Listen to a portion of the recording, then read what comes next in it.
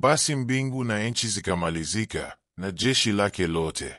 Na siku ya saba Mungu alimaliza kazi yake yote aliyoifanya, akastarehe siku ya saba, akaacha kufanya kazi yake yote aliyoifanya.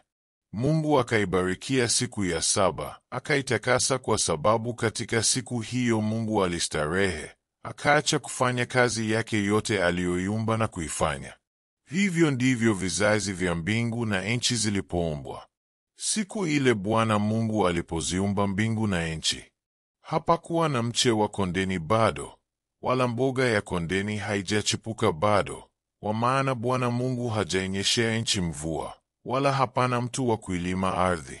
Ukungu ukapanda katika nchi, ukatia maji juu ya uso wote wa ardhi. Bwana Mungu akamfanya mtu kwa mavumbi ya ardhi, akampulizia puani pumzi ya uhai, mtu akawa nafsi hai. Bwana Mungu akapanda bustani upande wa mashariki wa Edeni, akamweka ndani yake huyo mtu aliyemfanya. Bwana Mungu akachipusha katika ardhi kila mti unaotamanika kwa macho na kufaa kwa kuliwa, na mti wa uzima katikati ya bustani, na mti wa ujuzi wa mema na mabaya. Ukatoka mto katika Edeni wa kuitilia bustani maji, na kutokea hapo ukagawanyika kuwa vichwa vinne. Jina la wa kwanza ni Pishoni, ndio unaozunguka nchi yote ya Havila, ambako kuna dhahabu, na dhahabu ya nchi ile ni njema. Huko kuna bedola na vito shoham.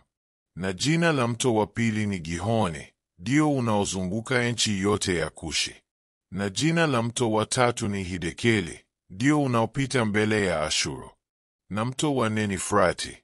Bwana Mungu akamtwaa huyo mtu, akamweka katika bustani ya Edeni, ailime na kuitunza.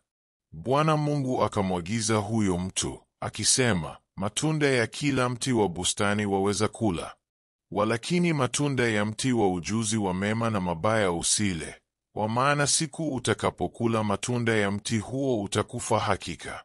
Bwana Mungu akasema, si vema huyo mtu awe peke yake, nitamfanyia msaidizi wa kufanana naye.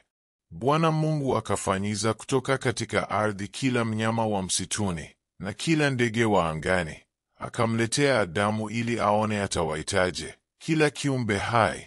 Jina alilokiita Adamu likawa ndilo jina lake.